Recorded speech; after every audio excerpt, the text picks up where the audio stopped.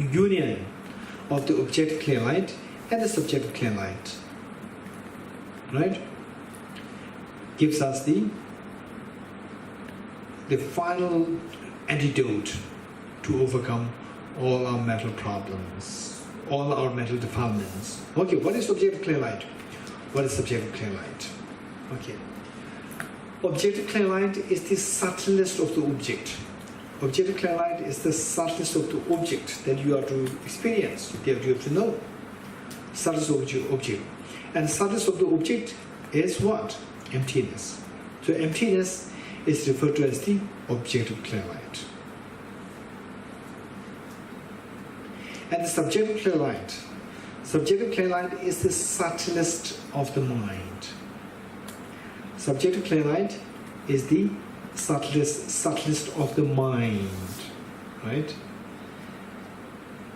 Okay, tell me, I'll give you just a clue. Which is the mind which sees. I'll give you a clue. Yes. I'll give you a clue. I'll give you a clue what the subtlest mind is. Okay, let's say if I have one object, I'm not going to tell you what that object is. That object, when I put it on the blue cloth, it assumes blue color. When I put it on the white cloth, it assumes white color. And if I put it on the red cloth, it will assume red color. What is that object? Huh? Huh? It's transparent object. Transparent object. Very good. Okay, now tell me.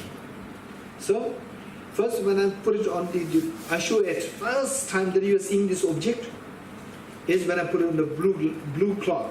What do you see? Blue. So you will tell me that I tell you that what is this object? It's a blue object. And then I lift it up and put it on the white cloth and you see it what? White. It changed. Okay. So now I ask you, what is this object?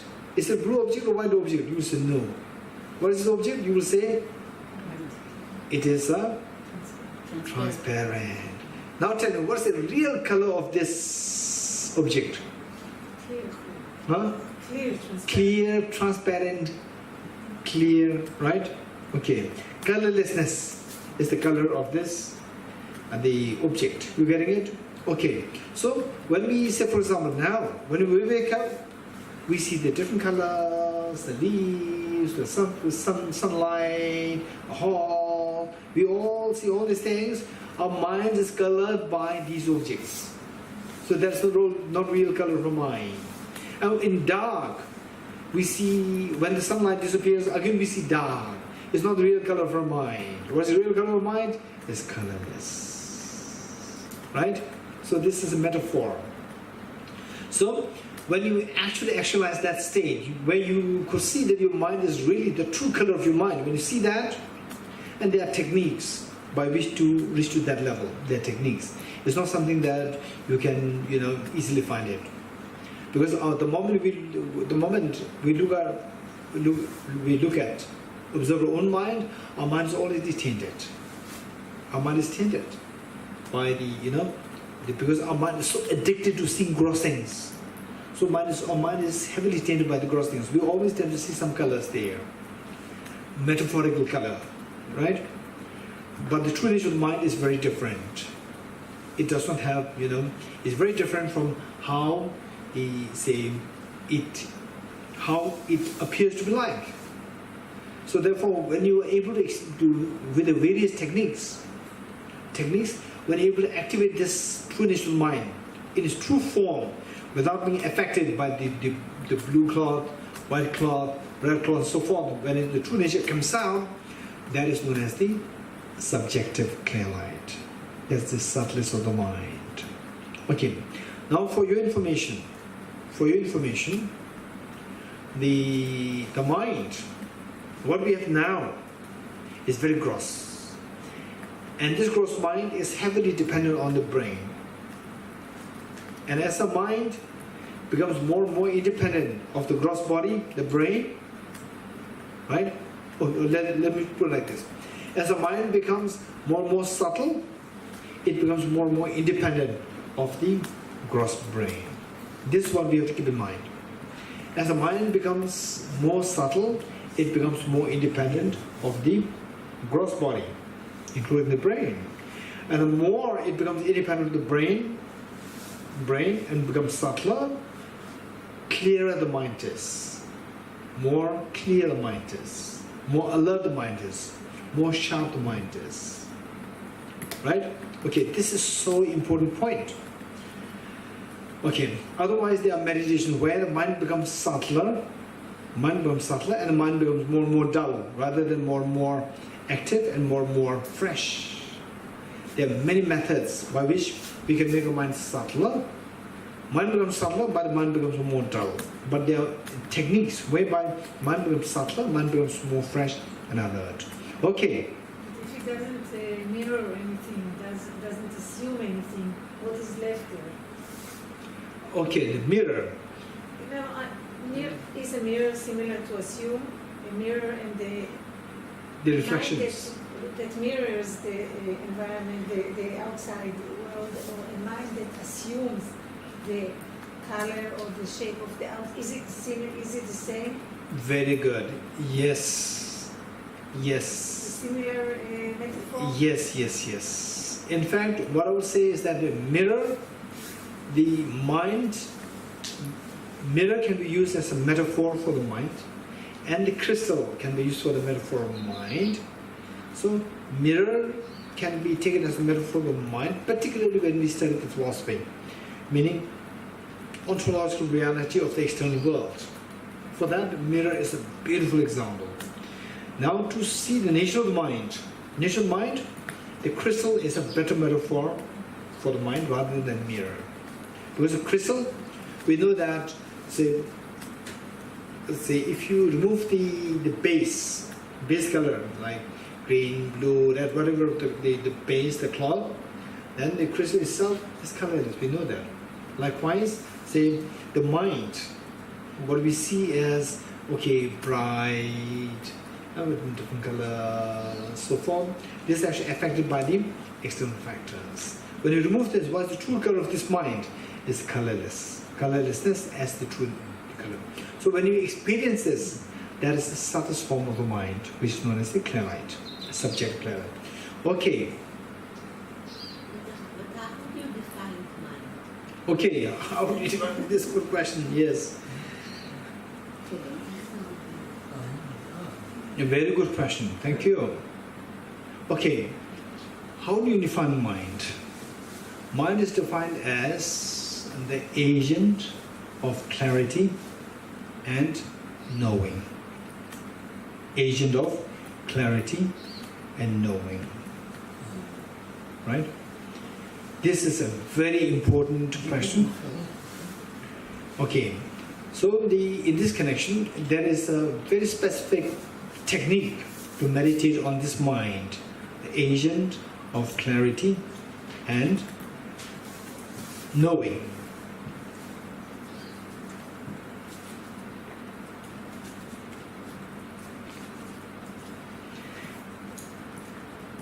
If the retreat can be like 10 days, then we can surely do one, good session on the meditation, on the definition of mind. Right? We do that oftentimes, but here impossible, just 4 days. Right? Okay. We cannot do that in this retreat. 4 days. Okay. So. What's the difference between mind and self? Okay, this is a good question. The mind and the self. This is good. Anyone who likes to make distinction? How do you distinguish mind and the self? Maybe I'll try. Yes. Mind is changing all the time. It's like impermanence. Yes, impermanence. And self is not changing. Self is something that is... Okay. So at least in this class, what we have to say is the self is changing. Yes. Right? Self is composite phenomena. It is composed of body and the mind. Body and the mind. So what is a composite phenomena is always impermanent. The first seal says all composite things are impermanent. So this self is composed of body and the mind, and the self changes. Because this self, This Dorji, when he was 5 years old, he used to be very cute. Not the eye. Not this eye. Not the eye. The self is not like the eye, no? No, self is the eye. Oh, okay. Sorry. Self is the eye. Yeah. I thought self is the Self is the eye. So we have to study more. We have to study more. Okay. Don't worry. Just study more, right? Study more, and then your doubts are very precious, and doubts must be brought up. You bring up the doubts, and you clear the doubts, and then you will see the reality. The clearer you see reality, the more you go into the gate paragate parasamade bodhiswaha. Clearer you see reality, greater is your wisdom. Greater the wisdom, you saw the goal more clearly, and then you reach the goal the more swiftly. Okay, so the difference between the self and the mind. Okay, the mind is a part of the self, and the self is the one which is constituted of the mind and the body both. Self has the mind and body as two parts. The mind does not have the body as a part. Mind is just a component of the self, and self is the broader umbrella which encompasses both the self, the mind, and the body. Mind is just one part of the two parts of the self, right? Okay, good. Now the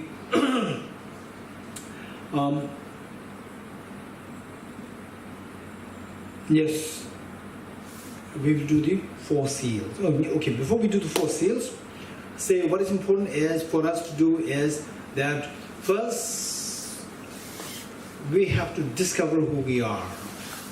We have to discover who we are. You're getting it? Say, how many of you think that if I struggle so much in this life, I can become the in Israel is the Prime Minister, right? Okay, how many of you think that if I put so much effort, struggle in this life, Dorji Damdul can become the Prime Minister of Israel? Huh? How many of you think that he can? Impossible. First criteria is that he should be born in Israel, right? He should be Israeli, right? He should be born in Israel. He should be an Israeli, right? This is the first criteria. And then I struggle. All your struggle is going to be in vain, pointless, because this person who was just when I was very young, I know him, right? Who may be the Prime Minister now. What is his Prime Minister? What is the Prime Minister's name? Netanyahu. How old is he? My age? 68. 68. Almost 70. Almost 70. Okay, then it's not. So somebody who is my age, somebody who is mine is really becoming the Prime Minister of Israel. I see him. I remember this guy. When I was 20 years old, he came to India, right? And we had a good discussion. He was just a boy, ordinary boy, right? Now he's the Prime Minister. If he can become Prime Minister, why not me, right? I struggle, right, to be the Prime Minister of Israel. It's pointless. I cannot. Which means that if I struggle, which means I don't know myself. I don't know who I am. You're getting it? So to struggle to become Buddha, right? To struggle to become the Prime Minister of India, the Prime Minister of the world, the Israel, actually, which is more difficult. You need to Bodhicitta and Bodhisattva. Exactly, yeah. Right? For Israelis to struggle to become Buddha or to struggle to become the Prime Minister of Israel, which is more difficult? Become Buddha is much more difficult.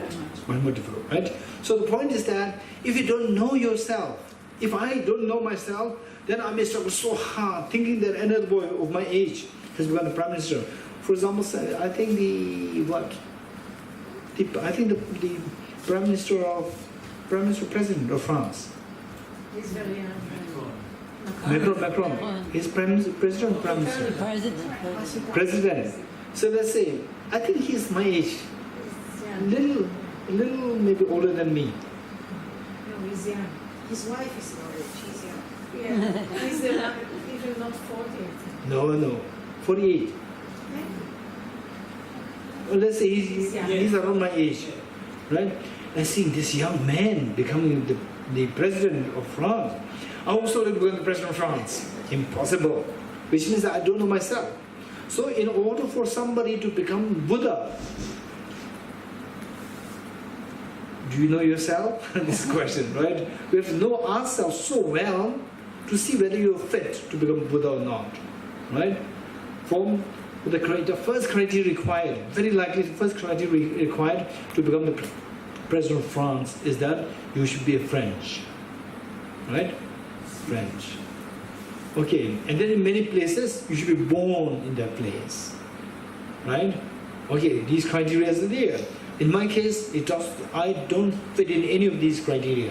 So therefore, if I struggle to become the president of France, I'm living in the world of illusion. So we have to know who we are. To know who we are, the question is, can we really become a Buddha? This question. Right? To know that, do we have the potential to become a Buddha? This question. So for that, answer is yes. We all have the potential to become Buddha. What is that potential known as? Buddha nature. Buddha nature. So how do we know that we have this Buddha nature? We believe you. Huh? We believe you. No. This is so important. How do we know that we have the Buddha nature? In other words, how do we know that we have the potential to become Buddha? You getting it? This is so important. We are not to believe blindly. We have to know this. Only if, for example, say, I believe in Albert Einstein, who said that E equals mc square. Right? I believe in him. But simply by believing in him, E equals mc square, and I recite this E equals mc square, I recite this formula E equals mc square 100,000 times. By no means I will come to know the derivation of this equation. You getting it? By no means I'll come to get the derivation of this equation. However, a million times I recite this mantra, it doesn't help you. So the point is that we have to know, we have to gain conviction. To get conviction, we have to go through analysis. How to reflection and analysis. How is it that I have the seed of perfection to become Buddha? Okay, this is so important.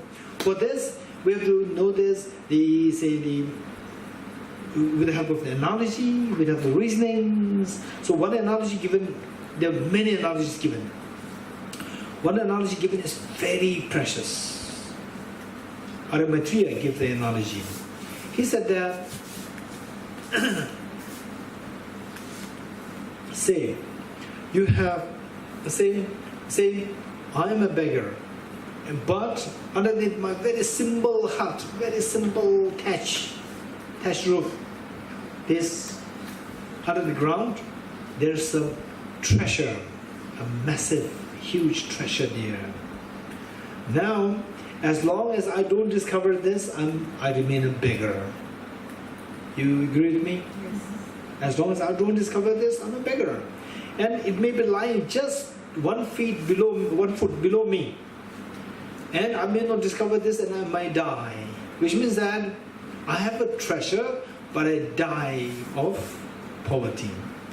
As a beggar. Because I couldn't discover that. The moment you discover this, you are no more a beggar. You agree with me? Perhaps you may be the richest person in your country. Perhaps you may be the richest person in your country. Okay, likewise, we all have this treasure. As long as we don't discover this treasure of the Buddha nature, we'll all remain samsaric beings. The moment we discover this, we are no more samsaric beings, we'll become enlightened. So therefore, the Acharya Nagabodhi, what he said is that enlightenment, in Tibetan it is Chanju Suyan Jimai, Suyan Sumai, Ranshu Yonsu Shevade, Tela Sangi Sangi Chu. And this was actually said by the Buddha himself in the sutra. And he further explained this. He said that Buddhahood is not bestowed upon you by anyone. Buddhahood will not be given to you by anyone as a reward, as an award. Nobody will give you the Buddhahood. Buddhahood is not bestowed upon you by anyone, nor is the cause of the Buddhahood held by anyone for you. No, somebody is waiting for you.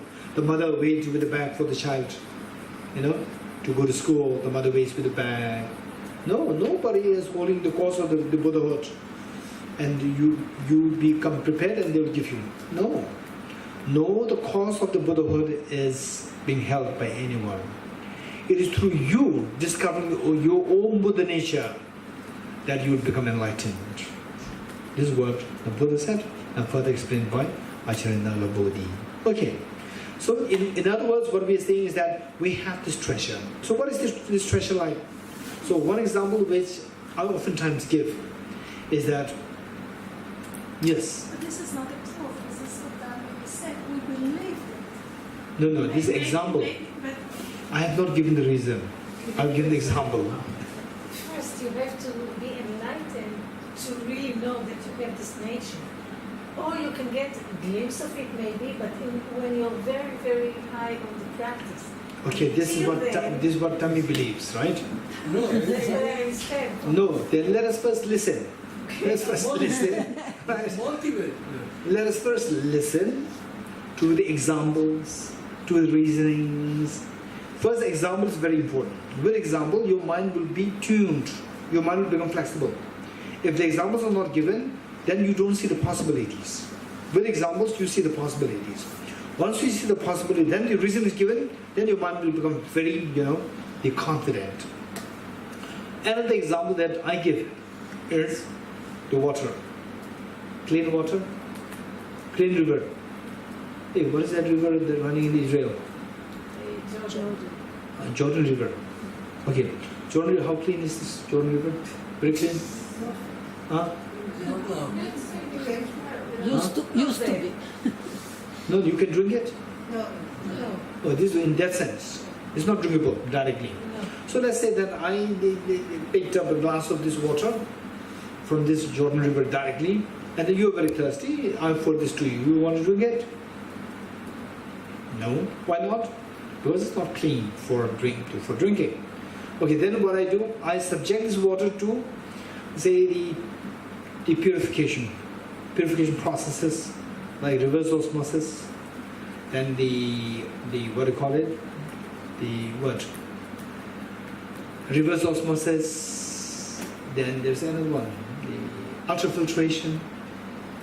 Through these techniques, we purify the water. It becomes all the water that you get from the shops, water bottle that we get from the shops, they are through these processes. Okay, it becomes very clean now. You want to drink it? Yes. Okay, so this clean water came from where? From the dirty water or from Mount Kailash? From the dirty water itself, right? So this is one example. On the other side, let's say a black charcoal. The black charcoal, if I ask you to make it white inside out, what do? You remove the black part. Remove the black part, the charcoal will disappear. Whereas with the dirty water, remove the dirt, the water does not disappear. Instead, the water becomes clean. You agree with me? Yes. Right? Okay.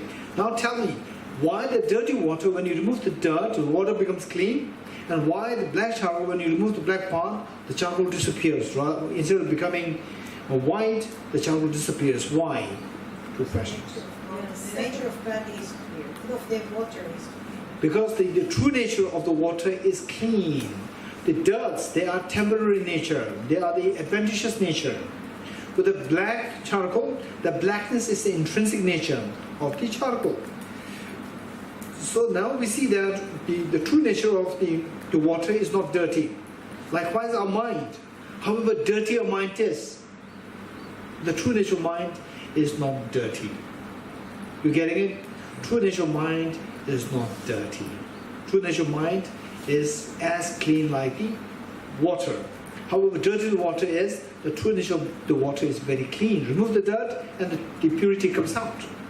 For example, Israel is very good in desalinization water, seawater, right? Yes. So you remove the salt, the salt and all these parts which are not good for drinking. Remove that and the purity comes out from within. So that is the true nature of the water. Likewise, our mind, the true nature of mind is has three perfections: perfection of knowledge, perfection of love, and the perfection of power. Our mind has. The true nature of mind is endowed with these three perfections: perfect knowledge, love, and the power. Okay, now let's say another example, analogy given by Aranagarjuna. Aranagarjuna is in his book Dharma Dhadustava. This text we maybe later on, later on, one of the years in the future, we can do Dharma Dhadustava. What is it? Dharma Dhadu Stava. Stava? Stava. It is in English. It is in praise of Dharma Dhadu. In praise of Dharma. This is a very beautiful, extremely important text. In praise of Dharma Dhadu.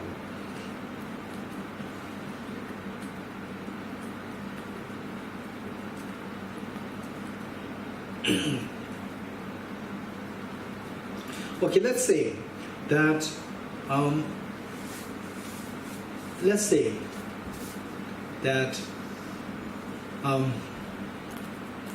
mind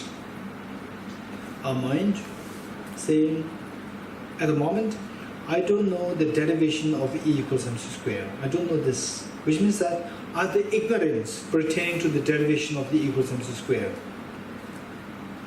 And then all of us, let's say all of us, we have the ignorance pertaining to the ultimate reality, right? We have the ignorance pertaining to the ultimate. We don't know the ultimate reality. Now, say like the water, like the black part. Remove the black part, then the white is not left there. The charcoal disappears. Whereas in our case, this ignorance can be removed. Yet the mind is not removed. Right? Without removing the mind, the ignorance can be removed. For example, say initially we did not know what are the Four Noble Truths. Now we know what the Four Noble Truths are. Right? You encounter with the teaching of disorderliness and so forth, reading the books, you know what the Four Noble Truths are. So the ignorance, your mind is not removed. Your mind is not becoming less. Your mind remains the same, but the ignorance pertaining to Four Noble Truths is removed. Right? Okay. Likewise, somebody who is very short-tempered, if you learn the two methods of compassion, Bodhicitta, the two methods, you practice it, then slowly your anger dissolves. Right? But your mind doesn't dissolve. Your mind remains the same, but the anger is removed. As the anger is removed, what happens? Your mind becomes more peaceful. You're getting it? So the true nature of the mind still remains. So when the anger is removed, your mind dissolves, your mind disappears. Then the anger is the true nature of the mind. Remove that anger, still the mind remains, which means that the mind, the true nature is still left there. Remove the dirt and the water becomes clean. That's the true nature. Purity of the mind, the water being pure of the defilements. That's the true nature. Likewise, you remove the anger, the mind still remains. You remove the ignorance, mind still remains. Which means the true nature of mind is not anger, true nature of mind is not ignorance. Right? Okay. So, renunciation is to clean. saying Renunciation. renunciation. It's cleaning. Okay. What do you mean by renunciation? When you say the mind, you clean the mind. Yes. It's Okay. renunciation or- Very good. So, very good question. So the mind has two things. So this morning we talked about the mental defilements in two forms: gross and the subtle. Gross one we call it. What's the question again? Okay, metal defilements. Gold mixed with the soil. This is the example that I gave you this morning. Gold mixed with the soil, and the gold is the Buddha nature, and the soil is the mental stains, mental defilements. Mental defilements. And the mental defilements, there are two kinds, gross and the subtle. The gross one is also known as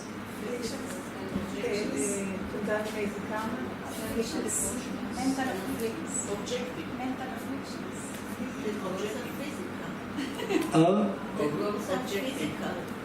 Okay, morning I said something. Objective, no? Object.